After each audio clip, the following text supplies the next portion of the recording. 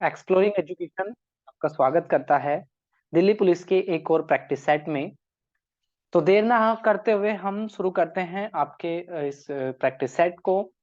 तो पहला क्वेश्चन कह रहा है कि भारत के अंदर इकोनॉमिक सर्वे कौन पेश करता है। तो बेसिकली अगर हम बात करी जाए तो यहाँ पर क्या होता है, बजट से पहले आपका इकोनॉमिक सर्वे पेश होता है, जिसके अंदर पिछले साल के अचीवमेंट और अगले साल के टारगेट लिखे होते हैं। तो क्वेश्चन कह रहा है क्या रिजर्व बैंक ऑफ इंडिया तय करता है क्या। तो देखो भाई, reserve bank of India Bharat में मॉनेटरी पॉलिसी बनाता है।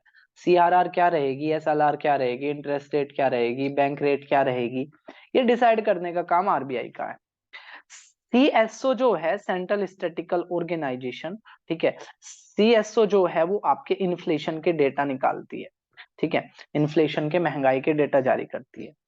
और मिनिस्ट्री ऑफ कॉमर्स जो है, जो मिनिस्ट्री ऑफ कॉमर्स के अंदर एक पार्ट है आपका स्टैटिकल ऑर्गेनाइजेशंस, जो इसको करता है आपके इन्फ्लेशन संबंधी डेटा को। और इकोनॉमिक सर्वे पब्लिश किया जाता है किसके द्वारा, मिनिस्ट्री ऑफ फाइनेंस के द्वारा, वित्त मंत्रालय के द्वारा। अभी भारत के जो वित्त मंत्री है, ठीक है, अभी जो भारत के वित्त मंत्री है वो निर्मला सीतारमण है। अगर पूछे ब्रिटिश भारत के सबसे पहले मुख्यमंत्री, तो अब आपने कहना है कि जेम्स विल्सन। अगर पूछे इंडिपेंडेंट इंडिया के पहले फाइनेंस मिनिस्टर, तब आपने कहना है जॉन मैथई। और अगर पूछे कि रिपब्लिक इंडिया के पहले फाइनेंस मिनिस्टर, तब आपने कहना है सनमुखम चेट्टी। और सिर्फ ये लिखा है कि भारत के पहले वित्त मंत्री, तब भी आपने सनमुखम चेट्टी को चूज करना है। दूसरे क्वेश्चन की बात करें तो दूसरा क्वेश्चन कह रहा है कि नेशनल डिफेंस एकेडमी कहां पर है। ठीक है, नेशनल डिफेंस एकेडमी आपकी कहां पर है, क्वेश्चन ये पूछ रहा है। ऑप्शन ए कह रहा है बेंगलोर, कोयम्बटूर, ठीक है, कंगड़वागसा और देहरादून। ठीक है, तो जो नेशनल डिफेंस एकेडमी आपकी है, ठीक है, नेशनल जो डिफेंस एकेडमी है, उसका जो सही आंसर है वो है आपका सी। ठीक है, सी इसका क्या है, सही आंसर है। नेक्स्ट अगर हम क्वेश्चन की बात करें तो वो ये कह रहा है which where is the institute of Netaji Subhash Chandra Bose sports, Bose sports, जो नेताजी सुभाष चंद्र बोस है उनके जो स्पोर्ट्स को लेकर एक जो आपका इंस्टीट्यूट है वो कहाँ पर है। ठीक है, तो ऑप्शन कह रहा है मुंबई में, ऑप्शन बी कह रहा है कोलकाता में, सी कह रहा है दिल्ली में, चौथा कह रहा है पुणे में। तो जो इसका जो सही आंसर है वो है पुणे। ठीक है, पुणे इसका सही आंसर है। नेक्स्ट अगर हम क्वेश्चन की बात करें, वो कह रहा है गायकवाड़ी डैम, गायकवाड़ी डैम आपका कौन सी नदी पर है। ठीक है, कौन सी गायकवाड़ी डैम आपका कौन सी नदी पर है, बेसिकली क्वेश्चन ये है। तो जो गायकवाड़ी डैम है, ऑप्शन कह रहा है कृष्णा, गोदावरी, नर्मदा, कावेरी। तो बेसिकली जो इसका सही आंसर है वो है आपका, ठीक है, इसका जो सही आंसर है वो है आपका गोदावरी। ठीक है, गोदावरी पर है गायकवाड़ी डैम। नेक्स्ट क्वेश्चन की अगर हम बात करें तो वो कह रहा है कि कौन सा रिट, आप जानते होंगे अनुच्छेद 32 के तहत, आर्टिकल 32 के तहत सुप्रीम कोर्ट रिट जारी करता है, और आर्टिकल 226 के तहत हाई कोर्ट रिट जारी करता है। और हाई कोर्ट की रिट जुरिडिक्शन पावर ज्यादा पावरफुल मानी जाती है, क्योंकि हाई कोर्ट किसी भी संबंध में अपने रिट जारी कर सकता है, जबकि सुप्रीम कोर्ट सिर्फ और सिर्फ फंडामेंटल राइट के वोल्यूशन पर ही रिट जारी करता है। तो सुप्रीम कोर्ट 5 तरह की रिट जारी करता है। अब वो कह रहा है इस फंडामेंटल राइट के इन्फोर्मेंस के लिए कौन सी होती है।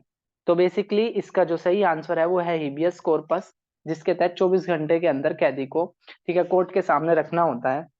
मैंडेमस को परमादेश बोलते हैं, यानी कि सुप्रीम कोर्ट का आदेश सब कोर्ट को मानना होता है। प्रोविशन को निषेध कहते हैं, यानी कि सुप्रीम कोर्ट जारी करता है जिसके खिलाफ प्रोविशन, फिर वो उस केस में इन्वॉल्व नहीं होता है। सेरिट्योरी को कॉल फॉर रिकॉर्ड कहते हैं, जिसके तहत सुप्रीम कोर्ट क्या करता है, पूरे केस का रिकॉर्ड मंगा लेता है। नेक्स्ट अगर हम बात करें, वो कह रहा है कॉमन हाई कोर्ट फॉर 2 और मोर स्टेट और यूनियन टेरिटरी में बी स्टैब्लिश्ड। ठीक है, कि किसके आदेश के द्वारा, ठीक है, किसके आदेश के द्वारा एक ही हाई कोर्ट एक से ज्यादा राज्य का काम कर सकता है। ऑप्शन कह रहा है प्रेसिडेंट, पार्लियामेंट इस पे कानून बनाएगी, या गवर्नर किसी राज्य का कानून बनाएगा, या चीफ जस्टिस ऑफ बनाएंगे। तो बेसिकली इसका जो सही आंसर है वो है बी, पार्लियामेंट कानून बनाकर, ठीक है, एक ही राज्य को, एक ही हाई कोर्ट जो होगा वो एक से ज्यादा राज्य का काम कर सकता है। अगला क्वेश्चन कह रहा है कि who among the following were popularly known as red shirt. तो ना एक मूवमेंट चलाया था, ठीक है, अब्दुल गफ्फार खान ने एक मूवमेंट चलाया था, ठीक है, रेड शर्ट मूवमेंट, लाल कुर्ती आंदोलन। तो वो कह रहा है कि वो उनको पॉपुलरली किस नाम से जाना जाता था, ठीक है, कांग्रेस सोशलिस्ट के नाम से जाना जाता था क्या, आजाद हिंद फौज जिसके फाउंडर आपके कैप्टन मोहन सिंह थे और जिसको आगे बढ़ाया था सुभाष चंद्र बोस ने, वो कहा जाता है क्या, या रानी गोडलिनू कहा जाता है क्या। तो इसका जो सही आंसर है वो है आपका खुदाई खिदमतगार, ठीक है, खुदाई खिदमतगार कहा जाता है, ठीक है, रेड शर्ट मूवमेंट से जुड़े हुए लोगों को। अगला ये कह रहा है the state in India having dry season for only 3 to 4 month every year. वो कह रहा है कि कौन सा ऐसा हिस्सा है जहां पर ड्राई सीजन बहुत ही कम समय के लिए रहता है, ठीक है, बहुत ही कम समय के लिए ड्राई सीजन यहाँ पर रहता है, ठीक है। तो बेसिकली अगर हम बात करें तो इसमें जो आपका सही आंसर होना चाहिए, ठीक है, देखो पश्चिम बंगाल कह रहा है वो, ठीक है, पश्चिम बंगाल में ऐसा होता है क्या, या केरला में ऐसा होता है क्या, मिजोरम में, या हिमाचल प्रदेश में। तो जो इसका जो सही आंसर है वो है आपका हिमाचल प्रदेश। नेक्स्ट क्वेश्चन कह रहा है फर्स्ट इलेक्ट्रिक रेलवे। आप जानते हो, देखो जो पहला ऑप्शन दिया है 1853, 1853 में भारत में सबसे पहली रेल चली थी मुंबई से थाने के बीच में 34 किलोमीटर की दूरी की। लेकिन उसने पूछा पहली इलेक्ट्रिकल रेल कब चली थी, बिजली से चलने वाली पहली रेल कब चली थी, ठीक है। तो जो इसका सही आंसर है वो है 1925, ठीक है, 1925 के अंदर भारत में सबसे पहली इलेक्ट्रिकल रेल चली थी। अगला कह रहा है as per census of 2011 which of the following has the lowest density. Hindi में ये हो जाएगा कि इनमें से 2011 की जनगणना के अनुसार किस राज्य का जनसंख्या घनत्व होता है कि पर किलोमीटर में कितने लोग रहते हैं, उसको पॉपुलेशन डेंसिटी बोलते हैं। तो क्वेश्चन ये पूछा 2011 की जनगणना के अनुसार किस राज्य की पॉपुलेशन डेंसिटी सबसे कम है। तो बेसिकली अगर हम बात करें वैसे तो जो अरुणाचल प्रदेश है, अरुणाचल प्रदेश की पॉपुलेशन डेंसिटी सबसे कम है, सिर्फ 17 लोग रहते हैं। लेकिन उसने इनमें से पूछा है, ठीक है, उसने ना इनमें से पूछा है कि मणिपुर है क्या, मेघालय है क्या, नागालैंड है क्या, या मिजोरम है क्या। तो जो सही आंसर है इसका मिजोरम, ठीक है, मिजोरम। यानी कि ये दिखाता है कि आपको सिर्फ पहला नहीं याद करना, टॉप 5, ठीक है, टॉप 5 आपको याद कर लेने हैं। तो मिजोरम इसका सही आंसर हो जाएगा। सबसे कम अरुणाचल प्रदेश, दूसरा नंबर आपका यहाँ पे मिजोरम का। नेक्स्ट कह रहा है विच of the following pair is incorrectly match. देखो बेसिकली वो कह रहा है कि किससे कौन सी चीज ग्रसित नहीं है। तो देखो इंसेप्लेटिस से ब्रेन प्रभावित होता है, बिल्कुल सही बात है। कोलोटिस से कोलोन प्रभावित होता है, ये स्पेलिंग थोड़ी सी गलत है, कोलोन। हेपेटाइटिस लीवर को प्रभावित करती है। वो कह रहा है जोंडिस, तो जोंडिस क्या थ्रोट को प्रभावित करती है क्या, तो गलत है। जोंडिस भी लीवर को प्रभावित करती है, जोंडिस मतलब पीलिया, और पीलिया हो जाता है तो लीवर प्रभावित होता है। तो जो इसमें फोर्थ ऑप्शन है वो क्या है, वो इनकरेक्टली मैच है। नेक्स्ट क्वेश्चन कह रहा है the function of haemoglobin in the bodies. Body के अंदर जो हेमोग्लोबिन होता है उसका बेसिकली काम क्या होता है, बैक्टीरिया को मारना, एनीमिया से बचाना, या आयरन का यूटिलाइज करना। तो इसका जो हेमोग्लोबिन हमारी बॉडी के अंदर जो होता है, ठीक है, उसका बेसिकली काम होता है ऑक्सीजन को एक जगह से दूसरी जगह ट्रांसपोर्ट करना। ट्रांसपोर्ट ऑफ द ऑक्सीजन इसका सही आंसर हो जाएगा। नेक्स्ट है आपका which disease is more common among the agriculture worker as compare to the urban population. इनमें से कौन सी बीमारी ऐसी है, ठीक है, इनमें से कौन सी बीमारी ऐसी है जो कॉमन है एग्रीकल्चर वर्कर को, यानी कि ग्रामीण जो लोग हैं उनमें ज्यादा होती है, शहरी जो काम करने वाले होते हैं उनमें कम होती है, ठीक है। तो कह रहा लंग की डिजीज, देखो लंग की डिजीज के तो शहरों में ज्यादा चांसेस है क्योंकि वहां पे पॉल्यूशन ज्यादा होता है, ठीक है। कह रहा है सिरोसिस ऑफ लीवर या कैंसर, तो कैंसर में भी ऐसा कह सकते हैं। लेकिन जो हुकवॉर्म इन्फेक्शन है, हुकवॉर्म इन्फेक्शन है वो ग्रामीण लोगों में ज्यादा देखने को मिलता है। तो इसका सी सही आंसर आ जाएगा, हुकवॉर्म इन्फेक्शन। नेक्स्ट कह रहा है the biological fixation of nitrogen.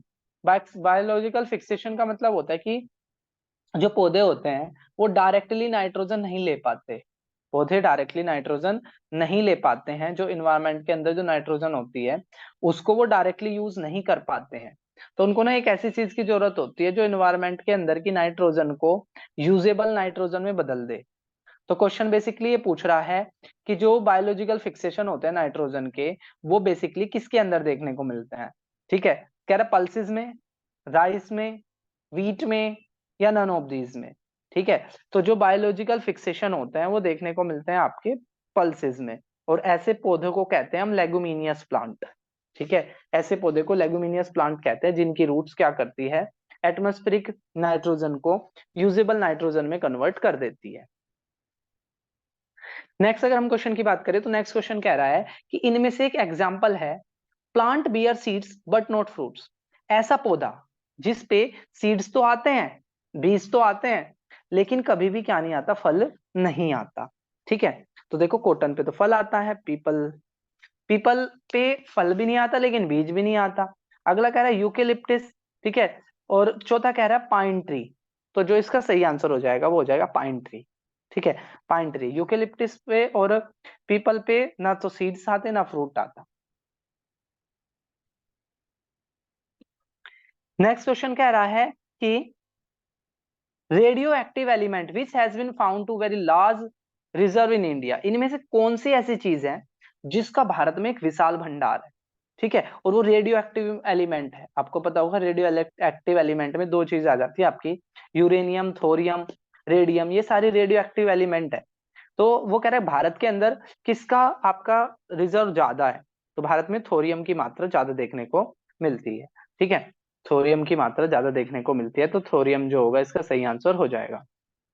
अगला क्वेश्चन उसने कहा है कि हमारी आंखों पर, एक तो यहां से, और प्रैक्टिस सेट का आपको यही फायदा होता है कि जो अभी यहाँ क्वेश्चन में है वो दूसरे टाइम ना ऑप्शन में देखने को मिलेगा। क्वेश्चन कह रहा है कि हमारी आंखों पर, आंखों में इमेज कहाँ बनती है, तो हमारी आंखों में जो इमेज बनती है वो रेटिना पे बनती है। अब क्वेश्चन में पूछ लिया कि जो इमेज बनती है उसकी नेचर कैसी होती है, तो जो वो नेचर, जो आपकी इमेज बनती है वो रियल और अपराइट। ठीक है, रियल इमेज दो तरह की होती है, एक होती है वर्चुअल। वर्चुअल वो जो स्क्रीन पर नहीं बनाई जा सकती, जिसको आभासी कहते हैं, और रियल होते हैं वास्तविक इमेज जो स्क्रीन पर बनाई जा सकती है। तो सही आंसर हो जाएगा रियल एंड अपराइट। अपराइट मतलब सीधी, इन्वर्टेड मतलब उल्टी। नेक्स्ट अगर हम क्वेश्चन की बात करें तो वो ये कह रहा है, in increasing sequence the major element present in human body. Human body के अंदर पाए जाने वाले इन एलिमेंट की संख्या के आधार पर इनको बताओ। ठीक है, तो सबसे ज्यादा हमारी बॉडी के अंदर देखने को मिलता है कैल्शियम, उसके बाद आपका फॉस्फोरस, फिर पोटेशियम, फिर सल्फर। तो ये चीज समझने की है कि कैल्शियम, फॉस्फोरस, पोटेशियम, फिर सल्फर। 19 अगर हम क्वेश्चन की बात करें, प्रोटेक्टिव फूड। तो कुछ तो फूड होते हैं एनर्जी गिविंग फूड जो हमारी बॉडी को एनर्जी देते, ताकत देते हैं। कुछ प्रोटेक्टिव फूड होते हैं जो हमारे शरीर को बीमारी से बचाते हैं। तो क्वेश्चन ये पूछ रहा है प्रोटेक्टिव फूड बताओ हमारी डाइट के अंदर प्रोटेक्टिव फूड कौन कौन से होते हैं। ठीक है, तो ऑप्शन में कह रहा है फैट विटामिन है क्या, कार्बोहाइड्रेट मिनरल्स है क्या, विटामिन मिनरल्स है क्या, या प्रोटीन और कार्बोहाइड्रेट है क्या। तो प्रोटीन ग्रोथ के लिए, फैट और कार्बोहाइड्रेट शरीर को एनर्जी देने के लिए, और विटामिन और मिनरल्स आपके प्रोटेक्टिव फूड की कैटेगरी में आते हैं। तो जो सी हो गया इसका सही आंसर हो जाएगा। नेक्स्ट क्वेश्चन कह रहा है ancient name of Bengal was. ठीक है, तो जैसे कि आप जानते हो उड़ीसा का पूरा नाम कलिंग था, इसी तरीके से बंगाल का एक पूरा नाम ना गोधा को भी क्या मानते हैं, बंगाल का एक पुराना नाम मानते हैं। ठीक है, तो सही आंसर क्या हो जाएगा, गोधा हो जाएगा। नेक्स्ट कह रहा है जो आपका एक ट्रैवलर आया था इब्न बतूता। ठीक है, इब्न बतूता भारत में आया था। क्वेश्चन वो पूछ रहा है ये इब्न बतूता किस राजा के टाइम पर आया था। ऑप्शन ए कह रहा है अलाउद्दीन खिलजी, ऑप्शन बी कह रहा है फिरोज शाह तुगलक के, सी कह रहा है बलबन, चौथा कह रहा है मोहम्मद बिन तुगलक। तो जो आपका ये इब्न बतूता जो आया था वो फिरोज शाह तुगलक के बारे में आया था। फिरोज शाह तुगलक से रिलेटेड ये क्वेश्चन पूछा जाता है कि दिल्ली सल्तनत के सबसे पढ़े लिखे शासक कौन थे, तो सबसे ज्यादा पढ़े लिखे शासक मोहम्मद बिन तुगलक थे। और दूसरा क्वेश्चन यहाँ से बनता है कि दिल्ली से दौलताबाद में राजधानी किसने शिफ्ट करी थी। ठीक है, तो दिल्ली से दौलताबाद में राजधानी शिफ्ट करी थी फिरोज शाह तुगलक ने, सॉरी मोहम्मद बिन तुगलक ने। इस क्वेश्चन का जो सही आंसर है वो भी आपका ना मोहम्मद बिन तुगलक है।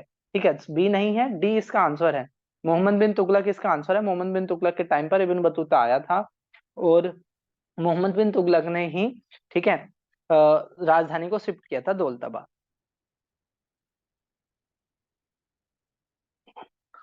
बाकी और शासक के बारे में बात करें, लौह और रक्त की नीति किसने चलाई थी? बलबल ने चलाई थी। लौह और रक्त की नीति बलबल ने चलाई थी। नहरें किसने खुदवाई थी? फिरोज शाह तुगलक ने खुदवाई थी। मध्यकालीन भारत में सबसे बड़ी सेना किसकी थी? अलाउद्दीन खिलजी की थी।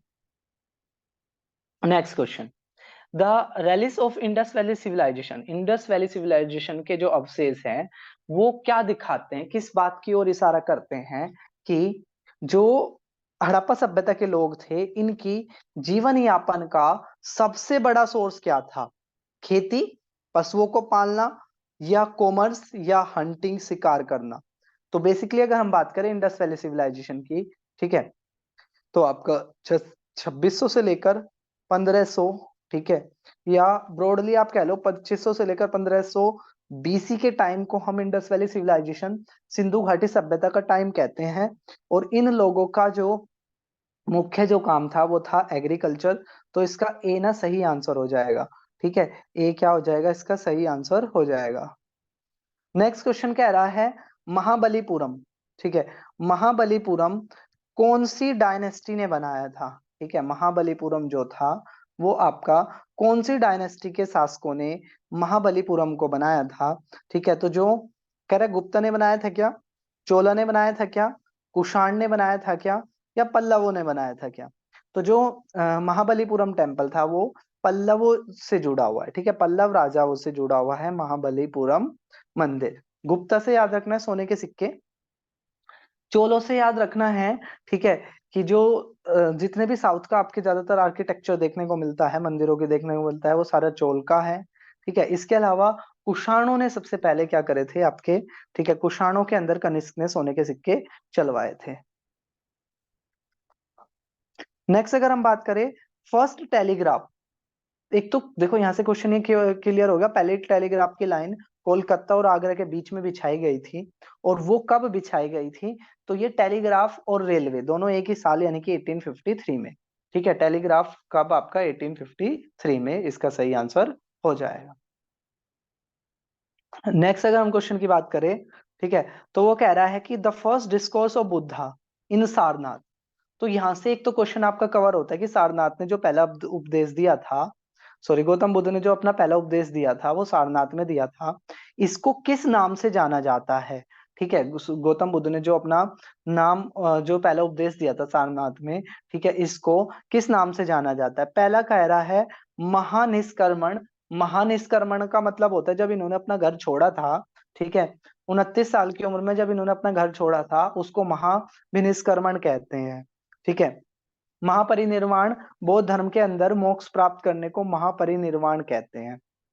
ठीक है, नेक्स्ट कहता है महास्थाभिषेक्या, तो ऐसा कुछ नहीं होता। और जो चौथा है, चौथा इसका सही आंसर है, ठीक है, धर्म चक्र परिवर्तन कहा जाता है जब गौतम बुद्ध ने अपना पहला उपदेश दिया था उसको। चौथा कह रहा है who right Mitakshara a book on Hindu law. ठीक है, वो कह रहा है कि किसने, ठीक है, किसने आपकी ये बुक लिखी थी? ठीक है, मिताक्षरा बुक के राइटर कौन है? ऑप्शन ए कह रहा है न्यायचंद्र, अमोघवर्षा, कंबन। तो जो आपके विजन विजनेश्वरा है, विजनेश्वरा ने ये बुक लिखी थी। ठीक है, विजनेश्वरा ने ये बुक लिखी थी। नेक्स्ट अगर हम क्वेश्चन की बात करें, who founded the Hindu shahi dynasty. ठीक है, क्वेश्चन कह रहा है हिंदू शाही डायनेस्टी जो पंजाब की है उसको फाउंड किसने करा था? ठीक है, तो इसका जो सही आंसर है वो है कलर। कलर ने क्या किया था? आपका हिंदू शाही डायनेस्टी की स्थापना करी थी। नेक्स्ट क्वेश्चन कह रहा है the main external threat to the sultanate of the Delhi was posed by. वो कह रहा है जो दिल्ली सल्तनत की स्थापना हुई थी 1226 से लेकर 1500, 1206 से लेकर 1526 तक दिल्ली सल्तनत रही। गुलाम जिसकी पहली डायनेस्टी थी और लोधी जिसकी आखिरी डायनेस्टी थी, वो कह रहा है इनको जो सबसे बड़ा जो थ्रेट था वो किससे था? ठीक है, तो कह रहा मुगलों से था क्या? तो मुगलों से शुरुआत में नहीं था। अफगानों से था क्या, या ईरान से था क्या? तो बेसिकली इनको जो उस समय का जो सबसे बड़ा जो खतरा था ना वो था मंगोलों से। ठीक है, चंगेज खान से। ठीक है, चंगेज खान से इनको सबसे बड़ा खतरा था। तो इसका आंसर हो जाएगा डी। नेक्स्ट अगर हम क्वेश्चन की बात करें, both Mahavir and Buddha preach during the region of. Question ये कह रहा है जब महावीर ने जैन धर्म को आगे बढ़ाया और गौतम बुद्ध ने बौद्ध धर्म की स्थापना करी, उस टाइम पर गद्दी पर कौन बैठे थे? ठीक है, उस टाइम पर गद्दी पर कौन बैठे थे, बेसिकली क्वेश्चन ये है। ठीक है, तो उस टाइम पर गद्दी पर आपके कौन बैठे थे? तो बिंबिसार बैठे थे। ठीक है, कौन बैठे थे उस टाइम पर? बिंबिसार बैठे थे। नेक्स्ट अगर हम क्वेश्चन की बात करें, तो how many litres blood remain present in human body. हमारे शरीर के अंदर कितना खून पाया जाता है? 1 लीटर, 4 लीटर, 6 लीटर या 10 लीटर? तो अप्रोक्स 6 लीटर के आसपास आपकी बॉडी के अंदर खून पाया जाता है। नेक्स्ट कह रहा है the name of Lord Cornwallis associated with. जो लॉर्ड कॉर्नवालिस थे वो उनका संबंध आपका किससे जुड़ा हुआ है? तो जो लॉर्ड कॉर्नवालिस है वो कह रहा है डुअल गवर्नमेंट से जुड़ा हुआ है क्या? मराठा युद्ध से जुड़ा हुआ है क्या? Subsidiary alliances. तो मैं आपको बताऊं, सब्सिडरी अलायंसेस से लॉर्ड वेलेस्ली जुड़े हुए हैं, जिन्होंने क्या किया था? हैदराबाद के साथ एक समझौता किया था। इसके तहत क्या था कि भाई जो राजा होंगे, ठीक है, वो अंग्रेज उनकी सेना को ट्रेंड करेंगे और दोनों साथ में मिलकर लड़ेंगे, और जो भारतीय राजा होगा वो बिना इनकी परमिशन के कहीं भी लड़ नहीं सकता। ठीक है, ये सब्सिडी अलायंसेस थी। और जो लॉर्ड कॉर्नवालिस है वो जुड़े हुए हैं आपके परमानेंट सेटलमेंट से। 1793 में परमानेंट सेटलमेंट हुआ था, जिसके तहत क्या था? 10-10 साल के टैक्स रेट फिक्स कर दिए गए थे।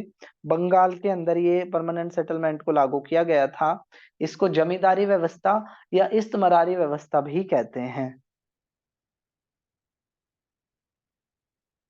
नेक्स्ट अगर हम क्वेश्चन की बात करें, तो नेक्स्ट क्वेश्चन कह रहा है sir Charles Wood dispatch of 1850 और डील विद। 1854 में एक वुड डिस्पैच आया था। इस वुड डिस्पैच, ये जो वुड डिस्पैच था आपका, ये किससे जुड़ा हुआ था? कह रहा है वो एडमिनिस्ट्रेटिव रिफॉर्म, प्रशासकीय रिफॉर्म से, सोशल रिफॉर्म सामाजिक सुधार से, इकोनॉमिक रिफॉर्म आर्थिक रिफॉर्म से, या एजुकेशनल रिफॉर्म, ठीक है, या शिक्षा के रिफॉर्म से। तो बेसिकली 1854 का जो वुड डिस्पैच आया था वो शिक्षा में सुधार से जुड़ा हुआ है, जिसने क्या किया था? इंग्लिश एजुकेशन को भारत में कंपलसरी बना दिया था। ठीक है, तो एजुकेशन रिफॉर्म इसका सही आंसर हो जाएगा। नेक्स्ट अगर हम क्वेश्चन की बात करें, तो नेक्स्ट क्वेश्चन कह रहा है कि भारत का जो सी रूट था, सी रूट की खोज किसने करी थी? तो 1498 के अंदर, ठीक है, 1498 के अंदर वास्को डी गामा ने, ठीक है, 1498 के अंदर, ठीक है, वास्को डी गामा ने क्या किया था? ठीक है, भारत के सी रूट की खोज करी थी। ठीक है, सबसे पहले आने वाले विदेशी पोर्टुगीज थे और सबसे लास्ट तक रहने वाले कौन थे? फ्रेंच वाले थे। नेक्स्ट कह रहा है कि 14 जुलाई 1706 को in important in world history because. 4 जुलाई 1776 क्यों इंपॉर्टेंट है? तो बेसिकली क्या होता? Battle of Plassey. तो बैटल ऑफ प्लासी मैं आपको बताऊं 1757 में हुई थी, रॉबर्ट क्लाइव और सिराजुद्दौला के बीच, जिसमें सिराजुद्दौला के सैनिकों ने जो मीर जाफर थे, इनके जो सैनिक कमांडर, उन्होंने इनके साथ चीटिंग कर ली थी और भारत के ब्रिटिशर इसमें जीत गए थे। Sea route of India was discovered. तो इंडिया का जो सी रूट था वो 1498 में डिस्कवर्ड हुआ था। वास्को डी गामा आया था जैमोरिन के यहाँ पर मालाबार कोस्ट में। English king Charles second was executed. Charles second को क्या दे दी गई थी? सजा दे दी गई थी। ठीक है, तो ये भी सही नहीं है। सही इसका है अमेरिकन जो कांग्रेस थी, यानी कि अमेरिका को आजादी मिली थी। ठीक है, कब? 1776 में। तो इसका सही आंसर क्या हो जाएगा? 1776 या डी वाला। अगला क्वेश्चन कह रहा है कि भाई रोलेक्ट एक्ट वॉज पास इन। तो जो रोलेक्ट एक्ट था वो कब पास हुआ था? बेसिकली क्वेश्चन आपका ये है। तो एक ब्रिटिशर, इसको ना no appeal, no appeal, no वकील, नो दलील के नाम से जाना जाता है। इसको ब्लैक कानून के नाम से भी जाना जाता है, ब्लैक एक्ट के नाम से भी जाना जाता है, काला कानून के नाम से भी जाना जाता है। ब्रिटिशर का कहना था कि जो भी उनका विरोध करेगा, ब्रिटिशर उसको 2 साल के लिए जेल में डाल सकते हैं, ठीक है, और उसके खिलाफ वो क्या नहीं कर सकता, किसी भी कोर्ट में अपनी याचिका नहीं दे सकता। तो बेसिकली वो पूछा रोल एक्ट एक्ट कब पास हुआ था, तो जो रोल एक्ट एक्ट पास हुआ था वो आपका 1919 में, 1919 के अंदर रोल एक्ट एक्ट आपका पास हुआ था। नेक्स्ट क्वेश्चन कह रहा है communal electorate in India was introduce which of the following act. ठीक है, भारत में कम्युनल इलेक्टोरेट आया था, जिसके तहत क्या था, सीटों को सेपरेट इलेक्टोरेट हो गया था, कुछ सीटों पर, कुछ सीटें हिंदू के लिए रिजर्व हो गई थी, सॉरी कुछ मुस्लिम के लिए, कुछ सीटों को ना रिजर्व कर दिया गया था। उन सीटों पर मुस्लिम कैंडिडेट ही खड़ा हो सकता है और मुस्लिम ही चुनाव में लड़ सकता है। तो ये जो हुआ था वो आपका 1909 के मोरले मिंटो रिफॉर्म में हुआ था। जो मोरले थे वो आपके, ठीक है, वो आपके मोरले जो थे वो सेक्रेटरी ऑफ स्टेट थे, और जो आपके मिंटो थे वो क्या थे, वॉइसरॉय थे। तो 1909 के मोरले मिंटो रिफॉर्म में क्या हुआ था, कम्युनल इलेक्टोरेट को अलाउड कर दिया गया था। अगला कह रहा है अभिनव भारत, एक 1906 में एक अभिनव भारत सोसाइटी बनाई गई थी। क्वेश्चन ये पूछ रहा है इस अभिनव भारत सोसाइटी को किसने बनाया था। ठीक है, तो कह रहा भाई परमानंद, खुदीराम बोस, वीर सावरकर। तो वीर सावरकर ने 1906 में अभिनव भारत सोसाइटी की स्थापना करी थी। नेक्स्ट क्वेश्चन कह रहा है on 22 December which of the following places has the largest day and shortest night. ठीक है, इनमें से 22 दिसंबर को कौन सी ऐसी जगह है जहां पर सबसे बड़ा दिन होगा और सबसे बड़ी रात होगी। तो ये बेसिकली आपका ज्योग्राफी का कॉन्सेप्ट है। 23.5 नॉर्थ और 23.5 साउथ। ऊपर वाली को इसको बोलते हैं कर्क रेखा, नीचे वाली को बोलते हैं इसको मकर रेखा। तो सन क्या होता है, पृथ्वी की टेढ़ा होने के कारण सन की अपरेंट कंडीशन ऐसी हो जाती है कि सन मकर रेखा के बिल्कुल सामने होता है और उसकी सारी लाइट यहाँ पड़ रही होती है, यहाँ पड़ रही होती है। तो साउदर्न हेमिस्फेयर में, दक्षिणी गोलार्ध में सबसे बड़ा दिन होता है और उत्तरी गोलार्ध में आपका सबसे छोटा दिन होता है। तो अगर आपको इनकी लोकेशन पता है, कि उसने पूछा है कि भाई लार्जेस्ट डे सबसे बड़ा दिन, तो आपको ऐसा शहर ढूंढना पड़ेगा जो आपका साउथ इंडिया में हो, सॉरी साउथ इंडिया नहीं, साउदर्न हेमिस्फेयर में हो, दक्षिणी गोलार्ध में हो। तो देखो चेन्नई भारत में है और भारत किस में है, उत्तरी गोलार्ध में, नहीं हो सकता। स्पेन की राजधानी मैड्रिड, ठीक है, कहाँ है, उत्तरी गोलार्ध में है। मॉस्को, रशिया की राजधानी मॉस्को कहाँ है, उत्तरी गोलार्ध में है। लेकिन जो मेलबर्न है, मेलबर्न कहाँ है आपका, मेलबर्न आपका दक्षिणी गोलार्ध में है, ऑस्ट्रेलिया के अंदर है। इस वजह से 22 दिसंबर को सबसे बड़ा दिन ऑस्ट्रेलिया में और सबसे छोटी रात भी ऑस्ट्रेलिया में। नेक्स्ट अगर हम क्वेश्चन की बात करें, वो कह रहा है high pressure, high pressure sub tropical calm belt are known as horse latitude. एक हॉर्स लैटिट्यूड पूछ रहा है बेसिकली, ठीक है, कि सब ट्रॉपिकल इलाके में जो हॉर्स लैटिट्यूड है वो बेसिकली कितने से कितने डिग्री के बीच में चलते हैं। तो 30 से 35 डिग्री के बीच में हॉर्स लैटिट्यूड आपके देखने को मिलते हैं। अगला कह रहा canal joining Baltic sea to North sea, उस नहर का नाम बताओ जो बाल्टिक सी को नॉर्थ सी से, यानी कि दक्षिण उत्तरी समुद्र से जो है, उसका नाम बेसिकली उसने पूछा है। ठीक है, तो उसका नाम क्या है, कील कैनाल। ठीक है, इसके अलावा क्वेश्चन आता है कि स्वेज कैनाल कब खोली गई थी। तो 1869 में स्वेज कैनाल खोली गई थी और 1914 में पनामा नदी को खोल दिया, पनामा नहर को खोल दिया गया था। नेक्स्ट अगर हम क्वेश्चन की बात करें, तो नेक्स्ट क्वेश्चन कह रहा है कि इनमें से कौन सी रिवर डेल्टा नहीं बनाती है। तो मैं बताऊं, ये जो क्वेश्चन है वो आपका ड्रेनेज सिस्टम से है। ठीक है, आपको टॉपिक भी पता होना चाहिए कि कौन से टॉपिक का क्वेश्चन है। तो बेसिकली आपका ड्रेनेज सिस्टम से क्वेश्चन है। और अगर हम बात करें जो उत्तर भारत की जो नदियां हैं, ठीक है, उत्तर भारत की नदियां सदाबहार नदियां हैं, वो मैदानों से बहती है, मिट्टी से बहती है, और वहां पे क्या कर लेती है वो, ठीक है, मिट्टी की कटाई कर देती है। जबकि जो दक्षिण भारत की जो नदियां हैं वो प्लेटू वाले इलाकों से बहती है, चट्टानों से बहती है, और वहां पर कटाई हो पाना मुश्किल होता है। ठीक है, तो इसलिए क्या करती है, उत्तर भारत की नदियां अपने किनारों पर डेल्टा बनाती है, जबकि दक्षिण भारत की नहीं बनाती। तो उसने बोला है कि कौन सी नदी डेल्टा नहीं बनाती है, ठीक है, कौन सी नदी यहाँ पर डेल्टा नहीं बनाती है। ठीक है, तो जो इसका जो सही आंसर हो जाएगा, ठीक है, इसका जो सही आंसर हो जाएगा वो हो जाएगा तापी रिवर। ठीक है, दो नदी है, एक आपकी नर्मदा और एक तापी। ये क्या होती है, ये अरेबियन सी में अपना पानी डालती है, जबकि बाकी सारी नदी, ठीक है, ये क्या होती है, यहाँ पर दो पहाड़ है आपके, एक विंध्याचल और एक सतपुड़ा, उनके बीच में दो नदी बहती है, ऊपर नर्मदा नीचे तापी। और ये क्या करती है, पश्चिम की ओर बहती है, अरेबियन सी में अपना पानी डालती है। ठीक है, तो ये क्या करती है, अपनी डेल्टा नहीं बनाती है, जबकि इधर की ओर बहने वाली अधिकांश नदियां क्या बनाती है, अपने किनारों पर एक मैदान बनाती है, जिसे हम क्या कहते हैं, डेल्टा कहते हैं।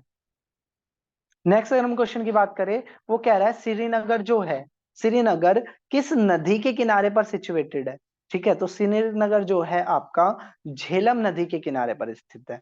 ठीक है, झेलम नदी के किनारे पर स्थित है। नेक्स्ट अगर हम क्वेश्चन की बात करें, तो बटरफ्लाई किस खेल से जुड़ा हुआ है। बहुत अच्छा क्वेश्चन है, क्वेश्चन कह रहा है बटरफ्लाई किस खेल से जुड़ा हुआ है। ठीक है, आपका क्वेश्चन ये है, तो जो बटरफ्लाई बेसिकली वो है आपका, वो है स्विमिंग से। ठीक है, स्विमिंग से जुड़ा हुआ है आपका बटरफ्लाई गेम। ठीक है, बटरफ्लाई गेम जुड़ा हुआ है किससे, स्विमिंग से। नेक्स्ट कह रहा है एस्टिग्मेटिज्म, एस्टिग्मेटिज्म जो एक बीमारी है, वो आपकी किससे जुड़ी है, आंखों से, कानों से, नाक से या गले से। ठीक है, तो एस्टिमिज्म जो है बेसिकली वो एक आंखों से जुड़ी हुई बीमारी है। ठीक है, आंखों से जुड़ी हुई बीमारी का नाम एस्टिग्मेटिज्म है। नेक्स्ट अगर हम क्वेश्चन की बात करें, क्वेश्चन नंबर 46 ये कह रहा है who is the author of post office. एक बुक है पोस्ट ऑफिस, उसके राइटर पूछे हैं, वो कह रहा मुल्क राज आनंद है क्या, बंकिम चंद्र चटर्जी है क्या, विष्णु शर्मा है क्या। तो पंचतंत्र के लेखक है विष्णु शर्मा। ठीक है, बंकिम चंद्र चटर्जी ने भारत का जो वंदे मातरम है उसको लिखा था अपनी बुक आनंद मठ में। ठीक है, और मालगुडी डेज आई थिंक मुल्क राज आनंद की बुक है, नहीं आर के नारायण की बुक है वो तो। ठीक है, रविन्द्रनाथ टैगोर की बुक है आपकी post office. Post office book के राइटर कौन है, रविन्द्रनाथ टैगोर। इसके अलावा गीतांजलि के राइटर भी रविन्द्रनाथ टैगोर है। अगला कह रहा है विच of the following is a bad conductor of electricity. तो जो धातु होती है, मेटल होती है, वो कंडक्टर होती है, वो अपने अंदर से इलेक्ट्रिसिटी को आसानी से पास होने देती है, जबकि जो नॉन मेटल होती है, अधातु जो होती है, ठीक है, वो इंसुलेटर होती है, वो अपने अंदर से इलेक्ट्रिसिटी को पास नहीं होने देती। तो वो ये कह रहा है इनमें से कौन सा बैड कंडक्टर है। ठीक है, तो जो अपने अंदर से पास होने दे वो गुड कंडक्टर, जो पास ना होने दे वो बैड कंडक्टर। तो देखो एल्यूमिनियम एक मेटल है, आसानी से पास होने देती है, कॉपर भी एक मेटल है, आसानी से पास होने देता है, आयरन भी एक मेटल है, आसानी से पास होने देता है। लेकिन कार्बन जो है, ठीक है, कार्बन आपका एक मेटल तो है, लेकिन उसकी जो आपकी वैलेंसी है वो ना 4 है, तो वो गेनिंग भी कर लेता है और वो लूज भी कर देता है। ठीक है, इस वजह से कार्बन को वर्सेटाइल नेचर का कहा जाता है। नेक्स्ट कह रहा है on which day is world health day. World health day कब मनाया जाता है, बेसिकली क्वेश्चन आपसे पूछ रहा है कि वर्ल्ड हेल्थ डे कब मनाया जाता है। तो 7 अप्रैल को मनाया जाता है आपका विश्व स्वास्थ्य दिवस। ठीक है, विश्व स्वास्थ्य दिवस मनाया जाता है। ठीक है, नेक्स्ट कह रहा है वेयर इज वोटरलू। तो एक युद्ध आपने सुना होगा, ठीक है, वोटरलू का युद्ध 1815 में एक वोटरलू का युद्ध हुआ था। और जिस युद्ध में, ठीक है, जिस युद्ध में क्या हुआ था, नेपोलियन बोनापार्ट की हार हो गई थी, बाकी सारे शासकों ने इकट्ठा होकर, ठीक है, नेपोलियन बोनापार्ट को हरा दिया था। ठीक है, बाकी सारे शासकों ने इकट्ठा होकर नेपोलियन बोनापार्ट को हरा दिया था। ठीक है, तो क्वेश्चन आपका ये पूछ रहा है कि भाई वोटरलू कहाँ है। तो जो वोटरलू जो है आपका वो, ठीक है, बेल्जियम के अंदर है। ठीक है, बेल्जियम के अंदर है, जिस युद्ध में क्या किया गया था, बिल नेपोलियन बोनापार्ट को बाकी सारे आसपास के देशों ने मिलकर हरा दिया था। नेक्स्ट क्वेश्चन कह रहा है which edition of GST day was celebrate on 1 जुलाई 2020। तो आपको ये पता होना चाहिए कि जो जीएसटी था वो आपका 1 जुलाई 2017 को, 1 जुलाई 2017 से लागू हुआ था आपका जीएसटी। तो 2020 में उसके कितने साल पूरे हो गए थे। ठीक है, तो 2020 में उसके, ठीक है, 2020 के अंदर उसके 3 साल पूरे हो गए थे। ठीक है, तो इसलिए क्या आ जाएगा, सी इसका सही आंसर हो जाएगा, थर्ड। ठीक है, थर्ड इसका सही आंसर हो जाएगा। जीएसटी के कितने साल पूरे हो गए थे? 3 साल पूरे हो गए थे 1 जुलाई 2020 को।